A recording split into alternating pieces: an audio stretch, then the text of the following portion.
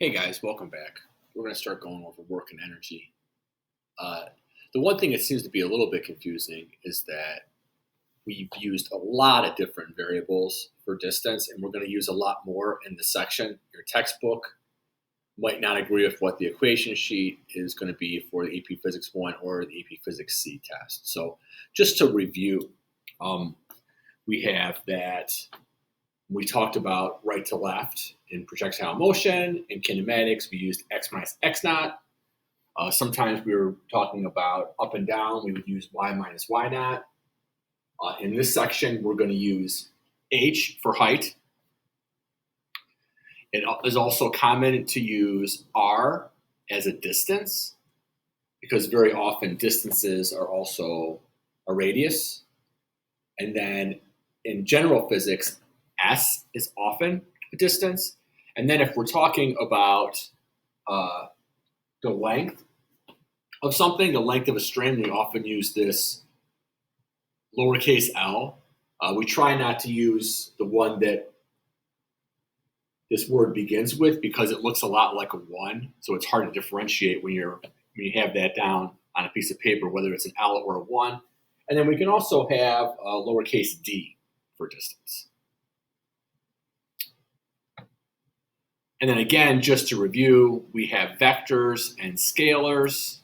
Vectors are going to have both magnitudes and direction.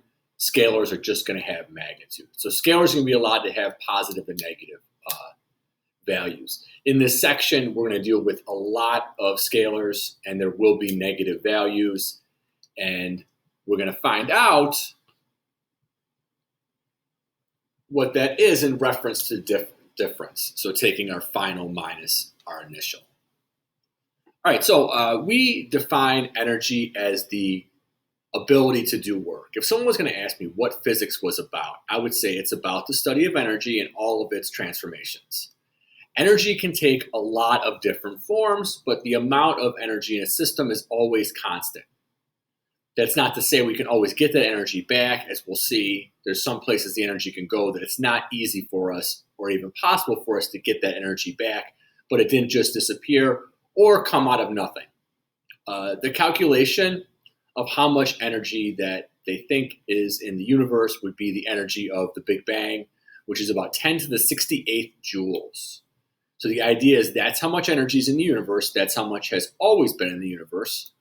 Or in the one video as I had you guys watch last week, you could think of there's zero amount of energy in the universe. For any positive amount of energy, there's an equal amount of negative energy, and it cancels out.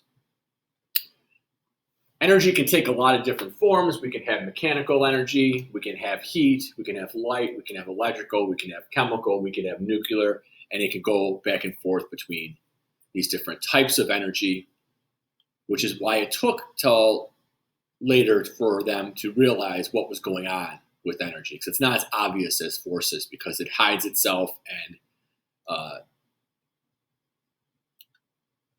disguises itself in a lot of different ways. In energy, we use joules in physics. We use joules because that's the combination of our kilograms, meters, and seconds, our KMS base. And this is going to be a Newton times a meter, which would be a kilogram meter squared per second squared. In chemistry, you might have been introduced to a calorie. And the conversion is that 1 calorie is 4.184 joules. A calorie corresponds to how much energy it takes to raise 1 gram of water 1 degree Celsius. On food, they tell you how much energy is in there, but on our food things, they're capital C's.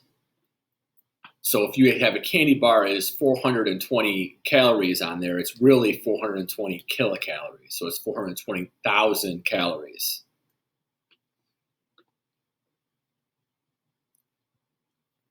All right, I have this demonstration also as a different YouTube video, but we're releasing how much energy is in the Frito and wondering how long it's going to stay lit. So work. Work is going to be equal to force times distance. We're only combining the parallel components of these. When you combine just the parallel components of things, of two vectors to get a scalar, so work's going to be a scalar. This is a dot product. So this is a way to multiply vectors, and it's known as the dot product, and it just combines the parallel components. On your equation sheet, this will be FD cosine theta. It's often cosine. It's not always cosine, so I don't like to give you the angle. I'd rather you know whether you're combining parallel components or perpendicular components. So here is Tim Lincecum, who was a pitcher for the Giants, actually drafted by the Indians and not signed. And he is applying a force over a distance. And so he is doing work on that baseball, and he is doing it in a parallel direction. So it would just be the product of these two is going to be equal to the work. It's also going to be equal to the change in energy. All right, I'm going to erase this. Here we have another picture from your textbook. This is somebody from the 1970s, apparently, by their dress, that's pulling a crate across the ground. They're pulling at an angle. And so only the part of the force that is parallel to displacement is actually doing work. So in this case, it would be F cosine is our force parallel because our displacement is just that distance. And so the work is equal to the force times the distance times this cosine. The thing is, they don't have to give you this angle. They could give you the angle up here, and then it's not cosine anymore. So you're better off just knowing that it's parallel. This can be positive work or negative work. There's two ways to think about this. If the force and the displacement are in opposite directions, it's negative work. If the force and displacement are in the same direction, it's positive work. If the energy is increasing, it's positive work. If the energy is decreasing, it's negative work. And that'll work for all of them. If you have work done by friction, friction is going to do negative work on things. It's always a force that is, not always, but it's a force that's opposing the direction of motion. Centripetal forces do no work. The force is always perpendicular to the displacement. So we have the moon in orbit around Earth. The force is going towards the center. It's centripetal. That's what it means, center seeking. The velocity is tangential. So it's always moving perpendicular. And it is, that force is doing no work. Not to say that there can't be work done in circular motion. So you could do work in circular motion. If you're spinning something and speeding it up, you'd be increasing the energy in that way. But the centripetal force would not be able to speed it up. In order to make this v vector longer or shorter, you need to have a force that has some component that's parallel. And this force doesn't. So this force can only turn it. So when will the work be zero? If there's no displacement, it's zero. If the force and the displacement are perpendicular. So lifting weights, you're not doing any work besides the t-shirts that they print about how they're doing work in the gym. They're not doing any work because the displacement is zero. So they're doing positive work to lift the weight up, negative work to bring it back down. You add those together, you get nothing. And then circular motion. All right, so this is a joule. It's a Newton times a meter. And they have them combined like this with the dot. There's also going to be the combination of force and distance perpendicular, that's also going to be newtons meters. And that one doesn't combine into joules, and that one stays a vector. This one is a scalar. So this is going to be a scalar. If you remember, a newton was a kilogram meters per second squared. So really we have kilograms meters squared per second squared. And this person's walking along in this direction. He is exerting a force up, but his displacement is that way, and he is doing no work.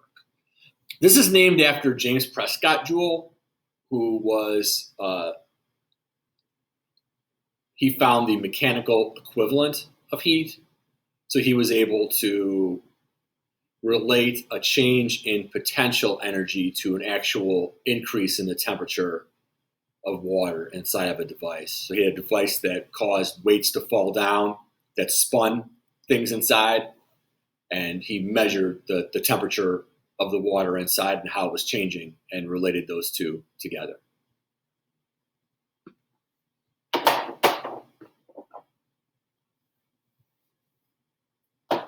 All right, so I'm going to fast forward through these, but these are predictions that I did with you guys in class.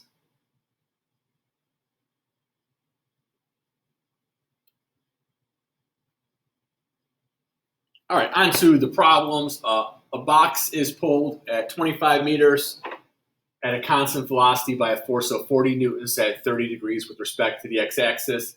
How much work is done against friction? So I have this angle. This is my adjacent side. This is going to be 40 newtons cosine of 30, which is going to be 34.6. And so when I do my work, I'm only concerned with this component that is parallel. And I need to get my calculator.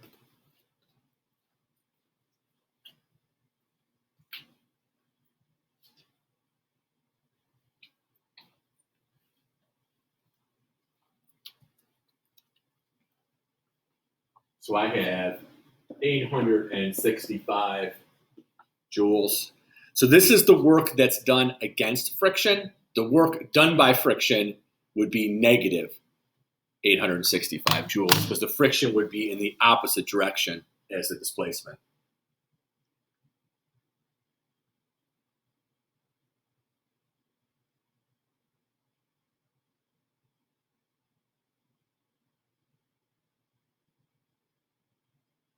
I have that wrong, huh? It's 865. Oh, I think I made that 35 newtons and not 34.6. So how much is the work done by friction?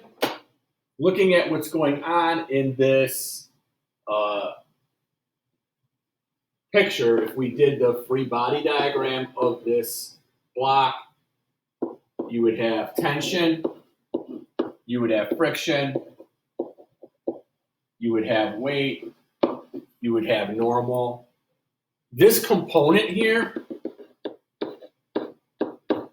Tx, would balance friction. So because it's a constant velocity, that's an F net equals 0.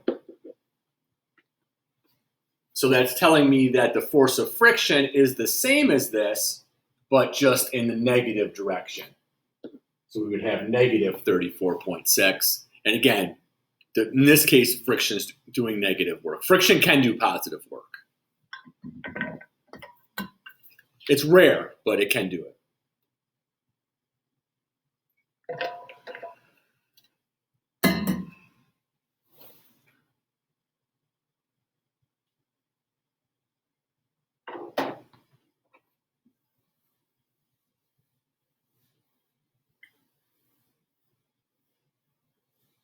All right, so what is the entire energy of this whole system, including the box and the floor? You would have 875 joules minus 875 joules, and it would equal 0. So it cancels out.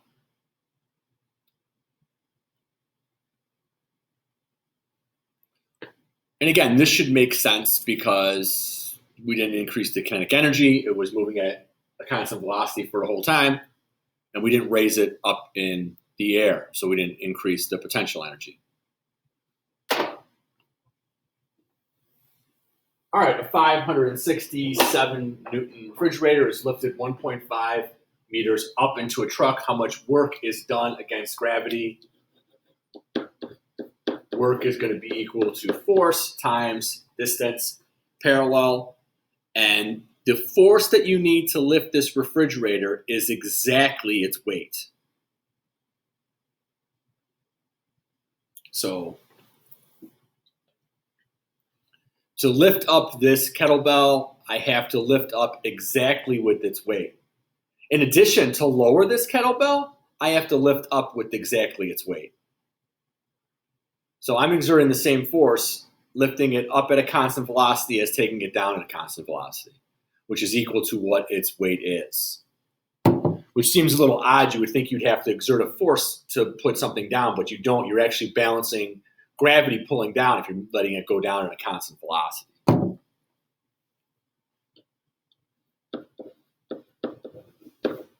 This is a force up. My displacement is also up. I'm going to plug this into my calculator, and I get 850.5.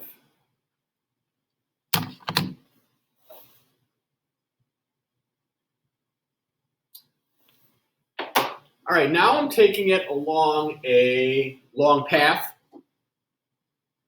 up a ramp. This ramp is 20 meters long. Is this going to change my problem? No, because the force I would need to lift the refrigerator is still up. So the only displacement I care about is the displacement up. So it is the same. So it's 567 times 1.5. And it would be helpful if I put down the right units.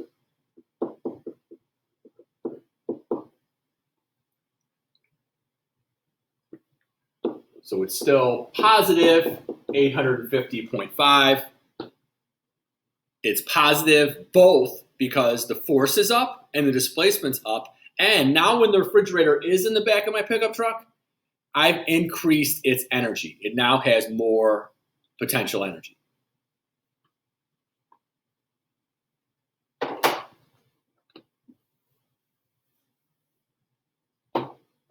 All right, so according to physics, what is work? It is going to be a change in energy. What is the formula for work? It is the force times the distance parallel, or force times displacement parallel. What must the relationship between the parts of the equation be? They need to be parallel. So like I said, this is a combination of two vectors that produces a scalar. So energy, work, have no direction associated with them. So that means that we will have positive and negative answers that will not correspond to directions. The units of work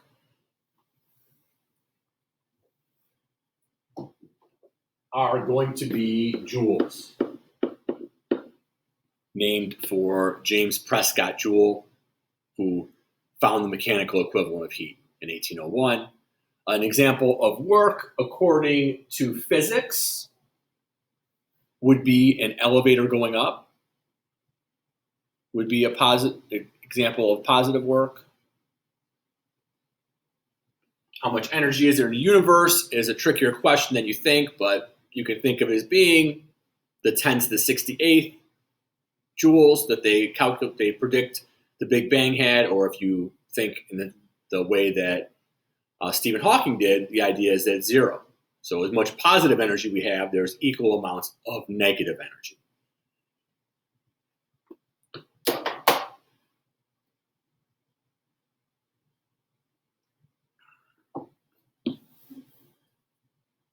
All right, I can find out how much work was done or how much energy there is from a force distance graph, I could either take the integral of the function from there to there, which I showed you guys how to do on LogaPro, or